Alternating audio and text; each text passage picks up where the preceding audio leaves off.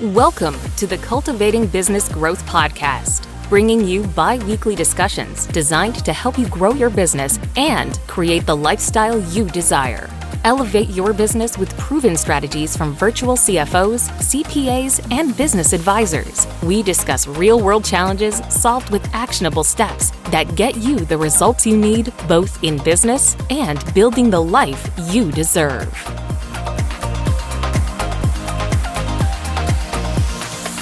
Thank you so much for joining us for episode number 156 of the Cultivating Business Growth podcast, brought to you by PJS and Co CPAs. I am so excited about our guest today because it is Mari Smith, and I have followed you for quite some time as a marketing professional myself and trying to follow the wild world of social media. She is one of the top social media experts and often called the Queen of Facebook. Named a top social media power influencer by Forbes, Mari is a leading authority on Facebook marketing and online relationship building. She's worked with brands and entrepreneurs to help them grow using social media. And today she's here to share actionable tips. Goodness gracious. Sorry, Brian, in editing, on how businesses can leverage these platforms for growth. Mari, welcome to the show. Oh, it's my pleasure and honor, Megan. I am thrilled to be here. And as we were just saying there in the virtual green room, I do believe of all the thousands of podcast interviews I've ever done over the last 17 years, I think this is my first time ever being on one that's hosted by CPAs. So kudos to the CPA firm. All right, Katina, Jamie, you hear that? Kudos to you. Yes, and as CPAs and CFOs, we are really focused on helping businesses grow, and that means coming at it from a very holistic point of view. And they have always seen the value in marketing, which I, as a marketing professional, very, very much appreciate. And I think it's one of the unique ways that we serve our clients in bringing that into the financial conversation too. There's a marketing aspect that's very important, and we need to pay attention to that. And, the importance of social media and their willingness to get on camera and do things that are outside of their comfort zone, which I fully recognize. Even doing marketing, it's not one of my favorite things. So I'm very excited to talk to you about all things social media and video, and the ever-changing landscape of social media itself. Yeah. So before we get into any tips or, specifics, I want to kind of get into your background and what brought you into social media to begin with, and then how you've kind of become a leader. And I know that's a big story, but if you could just kind of sum it up for our listeners who may not be familiar with you and your work. You bet. Sure. So my concise version of my story is I joined Facebook, pulled up facebook.com and created an account on Star Wars Day 2007. So May the 4th of 2007 turned out to be a very symbolic date. And up to that point, I had been an internet marketer. I was doing ebooks, and I kind of had two parallel loves: the internet, email marketing, the online world, digital world, plus relationships. I was a certified relationship coach, very, very close to my heart. And I literally had a mentor at the time that said to me, Mari, you kind of have to pick one. You can't be this dual focused person. Is it the online and the digital world, or is it, relationships? And then all of a sudden, when Facebook landed in my lap, a friend of mine invited me to join. I'm like, it's the two worlds merged. It's the online world and relationships. I don't have to pick anymore. Social media was made for me. And I just absolutely fell in love with Facebook. And I think within literally 3 weeks, I was like this evangelist, grabbing everybody I could, going, are you on Facebook? Let me show you how it works. This was before ads, before pages, before groups. We just had our personal profiles, and it was just for networking, Yeah. Back in the good old days of Facebook. Yeah, exactly. Well, and God, since 2007 to now, I mean, social media is so different and has seen so many different changes. What would you say is one of the biggest trends that you're seeing now going into 2025? Unquestionably, it's the algorithm. So we are absolutely moving away, and it's been like this for about a couple of years, and it's really coming to a peak now where we're moving away, well, from what we've come to know as the friend graph, right? Seeing content from people that you've chosen to be friends with, Mhm. and or that you've chosen to follow, pages, people, and this goes across all your social accounts. Well, TikTok pioneered this way of showing you content that they predicted through the AI you might be interested in, right? The For You page. I'm not a TikToker. I don't use TikTok, but I, obviously being a social media professional, I know about, how their You're right. algorithms work. So of course, Meta, Mark Zuckerberg, one of the things he's just been brilliant at over the years is to copy. I mean, they just absolutely copy the whole thing with the ephemeral stories, was copied from Snapchat, Reels, copied from TikTok, and the algorithm, which Meta calls their AI powered discovery engine. So going into 2025 as marketers, we have to recognize, wait a minute, it's not about amassing followers. Or, I mean, we can still do a little bit of that, but don't think about your social media as like get tons of followers and then show those followers your content.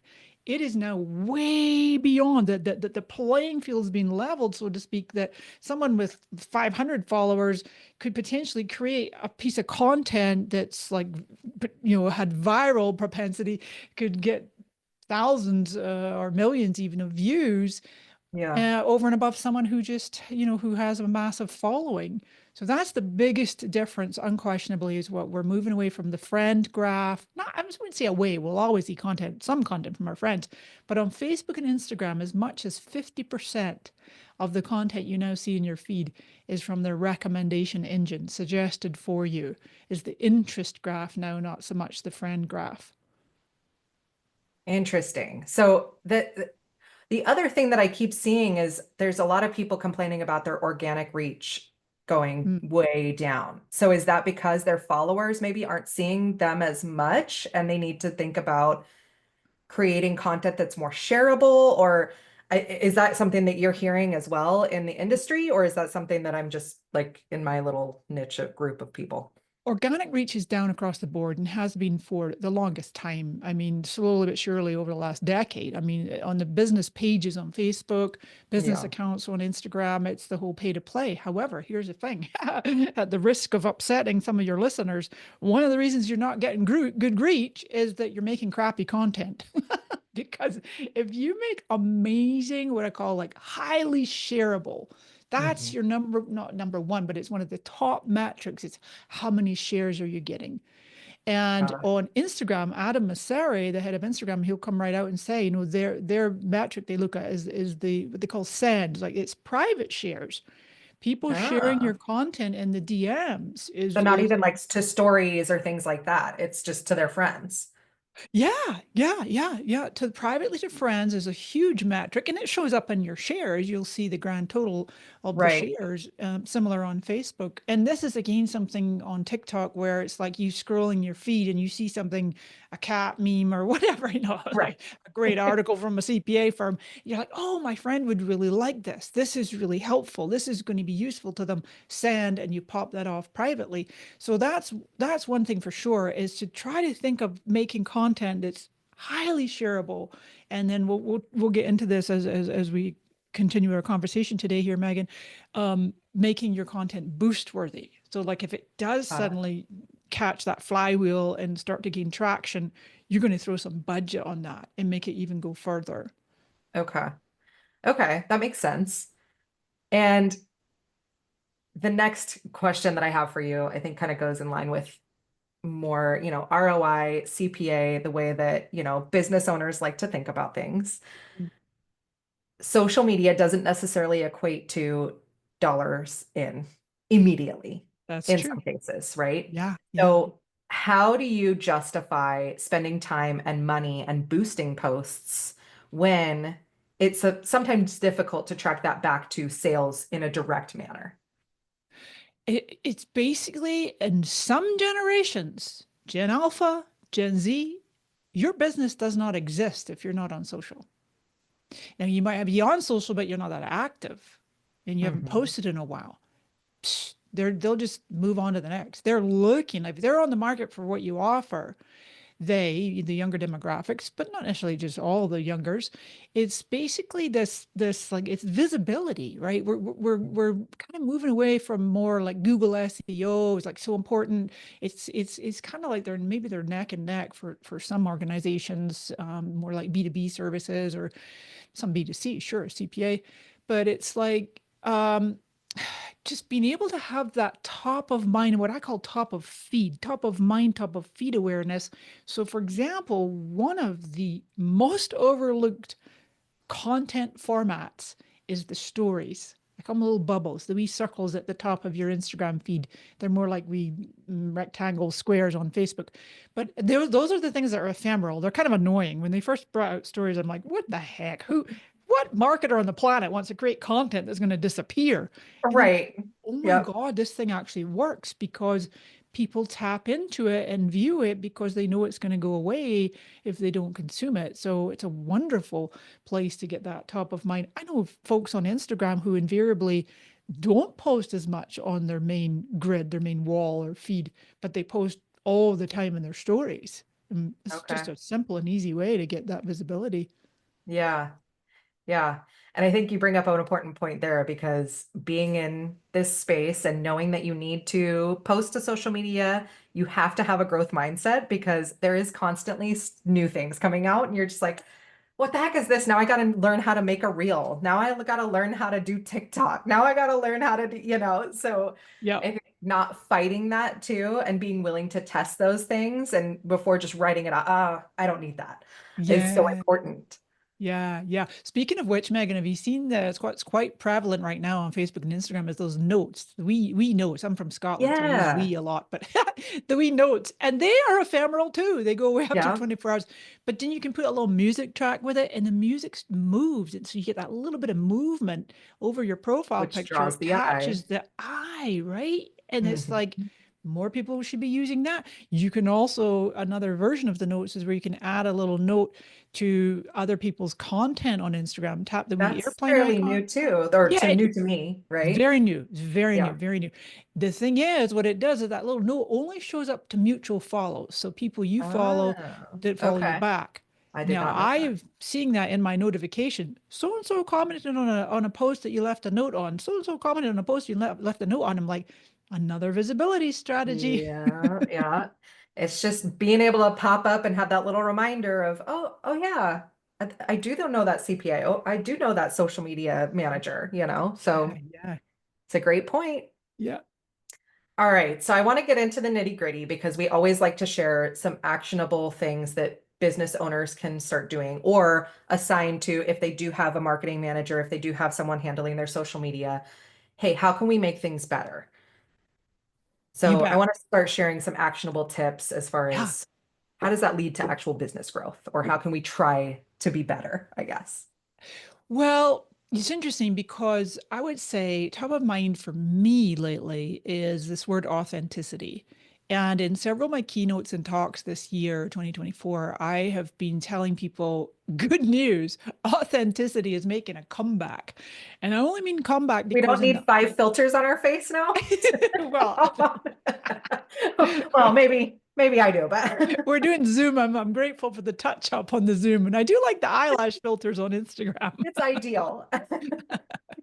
But no, the authenticity part, back in the early days of social, everything, people just beating this drum. You gotta be authentic, you gotta be authentic, you gotta be real. And then all Mhm. of a sudden you see your feed full of things like people's breakfasts. And I'm like, you know what? I really don't care what you had for breakfast.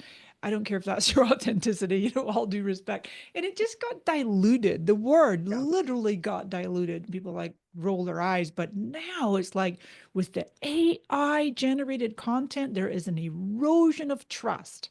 And I gotta say, I really respect that Meta is leading the way with watermarks, with Mm. disclosures, Mhm. and I'm all for that. Responsible, transparent, authentic use of AI.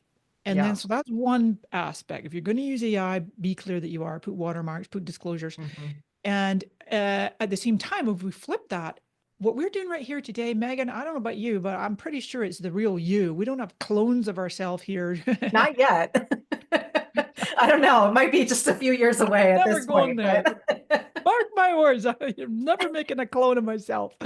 I don't know. I keep my feeds are The world doesn't full. need another me. My husband would agree with that. He's like, Yeah. Oh my gosh. But the thing is that people, oh, the thing that AI and the bots and the robots and all that stuff just can't emulate. I don't think we'll ever be able to, even with like the sentient being aspect of the artificial general intelligence, is the real human to human heartfelt, caring, empathetic, emotional side of Mhm. just being real, maybe sometimes being a little bit vulnerable. The other week, I shared a very personal update publicly on my Facebook profile about a relationship breakup, and I'm like, I was stunned by the response to that.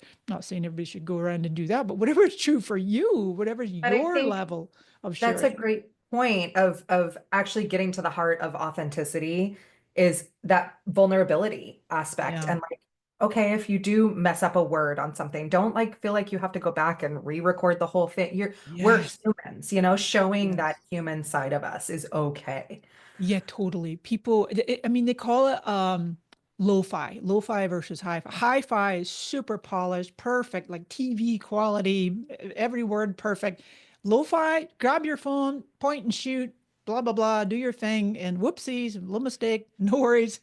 Yep. Just be real. Here's what I'm up to today. And you just connect with people as if, you were saying earlier about like how some people get really concerned or nervous, anxious about being on camera. And the thing is that if you like grab your phone and you're talking into that lens as if you're talking to a good friend, that's it. Yeah. That's the way to really just mock up this experience of being so just genuine. People will feel you, feel your heart and your intention, your pure intent, even if you flub a bit, and people are there to support you. Yeah. Yeah. Yeah.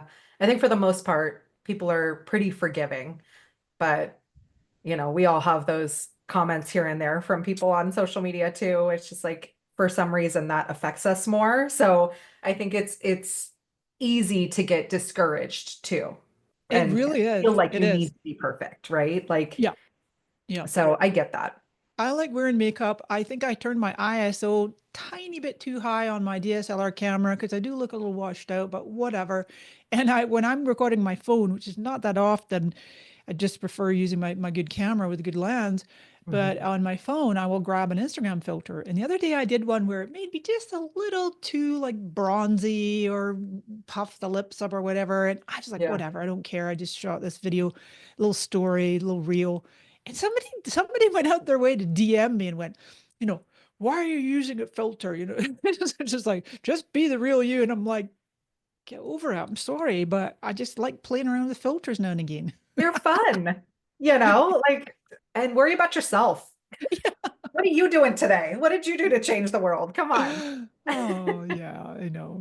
Yeah, Well, people I are know funny. you mentioned the pay to play thing too, and I do want to recognize that because it does seem, especially for business pages looking Mm. to grow, that is a major component of that. So I want to talk about some of the best practices for paid versus organic posts. Yeah, yeah. So this is a great segue right into I think I planted a seed earlier. When you create amazing, relevant, timely, informative, educational, or inspirational, or entertaining, funny, right? Content that just really hits the mark with your audience and beyond. So when I say beyond, it's like we have this kind of like mm, bubble or circle of like, oh, no, this is who I'm targeting. With the AI, it can go, hey, by the way, we found these people and these people and these people that could also Mhm. be in your target audience. So, in Mhm. other words, you're creating this great content that resonates with people that they want to hit that like, comment, share button. And that's what I call boostable. Wow, this thing just got 10x more than my previous post. I'm going to shove $50 on that. And of course, it has to have a strategic intent. We don't just want to throw money on a meme, but it's got Right, like right. a Cat call to post. action, maybe a link. So what I call them unicorn posts, right? So you're trying to find your unicorn post. You do tons of testing and iterating. You mix up the formats between the videos and the images. Mhm. Instagram carousel posts are real good. You don't want to really do a single image. You can do 2 to 20. You'll get the swipeable carousel. On Facebook, I highly recommend doing the background color. It's like a large font on a background color. Those Mhm. do real well, especially with questions. But then on the paid side, as I say, being strategic, to boost posts, but really ideally using Ads Manager. Even though Facebook's always tempting us with that boost button, it's known as a lightweight ad interface. Like the ad algorithms know that you're not as sophisticated an advertiser if you keep using the boost button. Got Go it. into Ads Manager, select an existing post, you boost it that way. I would also say, Megan, that lead ads are fantastic for people to just, their name and email is already pre-populated, or you could have it do, it goes to Messenger, Instagram Direct, WhatsApp, even calls. So maybe like a CPA firm or certain organizations, certain businesses, they do well with incoming calls. Mhm. And you just, because vast majority of people looking at social on their phone, when you see a compelling ad and you see a call button, I'm going to call them right now. Boom, you tap Yeah, that button, one tap, and off you go. So yeah. perfect.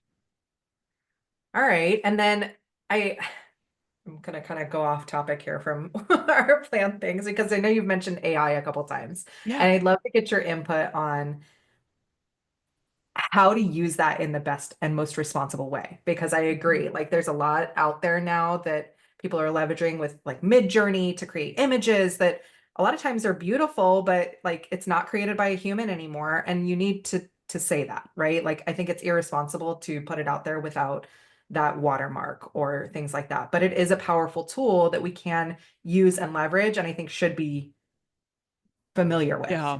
So I want to get your input on, is that something that you recommend? Is that something like best practices that you have, or, hey, don't use it in this way? Yeah, I was just trying to find something real quick here because first and foremost, I think it's critical to have a generative AI policy on your website. Everybody Mm, should have one. And there's a great manifesto. It's a template. It's totally Creative Commons. Anybody can use on the Marketing AI Institute site. So it's just okay, marketingainstitute.com. And perfect. you create your own version of your generative AI policy. And you can Okay. link to that. You can link to that, not necessarily on your socials, but I would put it like in your emails for your email marketing. You're going to have like a AI authenticity statement. I see my friend Christopher Penn, Penn, doing this a lot, and it's really, really powerful to be basically saying, "Hey, we used AI to help us create this newsletter," or like what I like to do is like, "No AI was used. 100% of these words were created by my fingers on the keyboards." In Yeah. terms of images, those are pretty easy to just say, look, put the watermark if you're using Meta AI, and of course, ChatGPT really had, and Midjourney had, a leg up by being first to market. Hmm. Meta AI, Zuckerberg keeps telling us it's the most AI used AI assistant, the most popular, the most number of users. Hmm. And probably because they've shoved it into every nook and cranny of Facebook, WhatsApp, Instagram, Messenger, like you can't not use it. Right. Yeah. So, but in terms of best practice for utilizing, I love to use ChatGPT, and then sometimes I'll just compare side by side Meta.ai because Meta.ai is free. I like the $20 a month ChatGPT. It's just more powerful. Hmm. But a brainstorming partner, brainstorming, like just really like your right-hand person, your second brain, coming up with ideas, iterating hooks, coming up with compelling hooks for those reels. You got to Hmm. grab people's attention within the first couple of seconds. And then maybe some, not verbatim script, but certainly some bullets. Yeah. That part, I don't think you have to like say, hey, by the way, I used AI to help me create this hook. I mean, people kind of come to accept that. But I think Right. on the image and then the video side of it, my goodness, if we have this conversation a year from now, I I know. Yeah. I think we're going to have our feeds flooded with video because you got OpenAI Sora, which you can get for 200 a month now. And Oof. don't forget, you got Meta Zuckerberg, the most competitive person on the planet. He's got Movie Gen. You can just Google Meta Movie Gen, Oh, I GEN. haven't even heard of that one. It's phenomenal. It is mind-blowing. Really? Not available for public yet, not even in like private beta, I don't think. But boy, when that hits market, oh, I think I predict they're going to bake it into Ads Manager and Meta Business Suite, and we'll just not even have to use other AI tools for creating content. We'll Wow. just go to these tools and tap a few buttons, and there's your content. Schedule it, off you go. There's some AI baked already into Meta Ads Manager. For instance, Uh-huh. I love it when you're going to create an ad. You just put a couple of words, tap the wee button, and it will come up with a bunch of headline iterations, a bunch of, descriptions, and Mhm. then it'll I split always test it wonder, is for it you. okay to go with those though? Like, You you reword it know, to your own, reword it to your own message. Yeah, yeah. okay. Yeah, yeah. Like, Okay. I don't know about you, but I keep seeing things like unlock. As soon as I see unlock, I'm like, yeah, AI created that. Everybody's saying There's unlock. definitely some trends that you start seeing. You're like, oh, you like that word, don't you? Yeah. Yeah. All Yeah. right. So I don't want to avoid the common mistakes question because I think that is important too, because a lot of business owners like will try to see a trend pop up and they're like, oh, I have to do this. But is there anything that you see that a lot of business owners are doing that you would recommend against, or maybe tweaking the way that they're doing that strategy? Yeah. Yeah. Yeah. I got three for you. Number one Okay. is not posting video. Because we know we're in a video centric world. It doesn't have to be you on camera. You Hmm. could, narrate slides, you could whatever. But I mean, I think all companies would do well to at least appoint somebody to represent the brand, the company, the organization, the nonprofit, whatever it is, to be on camera, to be the spokesperson. And so posting video, if you're not posting video, you're really, really missing out. The second thing would actually be posting too often. And you mentioned about organic reach going down earlier. I think it's kind of come into people's minds, oh my God, if nobody's seen my content, all right, I'm going to post 2 times a day, 3 times a day, 5 times a day. Let's just pour more content in the machine. And what happens Quantity over actually quality. counterintuitive. You're actually competing with yourself in the feed now. You're going to get less reach. So that Yeah. leads me to my third mistake is really actually not posting enough. So if you've got like great big gaps, it's been like 10 days, 2 weeks, 3 months since you last posted, the algorithm's forgotten about you, and then you go to put one more, think, oh, then the first post that you post after a gap, it takes a while to kind of rev up the machine again and tell them, hey, we're here, we're posting again regularly. There's Yeah. not really a sweet spot, Megan. I usually say that the litmus test is what kind of reach and engagement are you getting? As soon as you see that tapering off, ease up a bit, skip a day, maybe try 5 days a week, something like that. By the way, Okay. there's a new unified metric for posts on Instagram. It came around about August, and they're just rolling it out now on Facebook. It's called views. Views replaces impressions.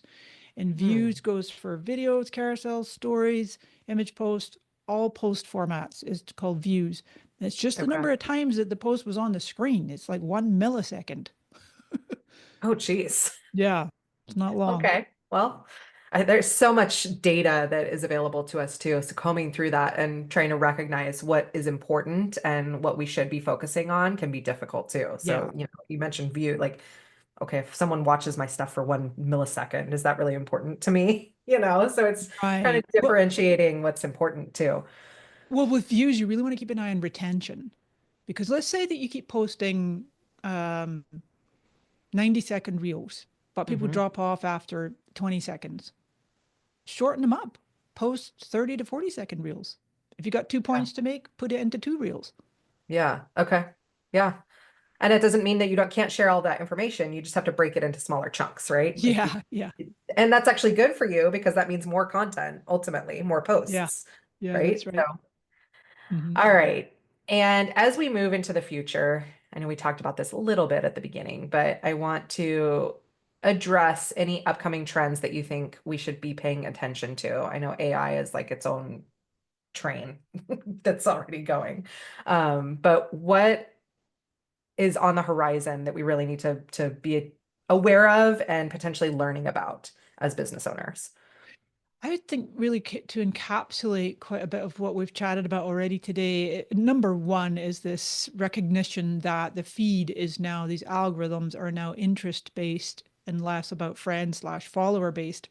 And so what we're going to be seeing as a trend is the AI powered targeting on both organic and paid towards buying intent and even moods. Let's not forget, Mhm. sadly, Meta tracks everything. You know how you can put your feeling in there?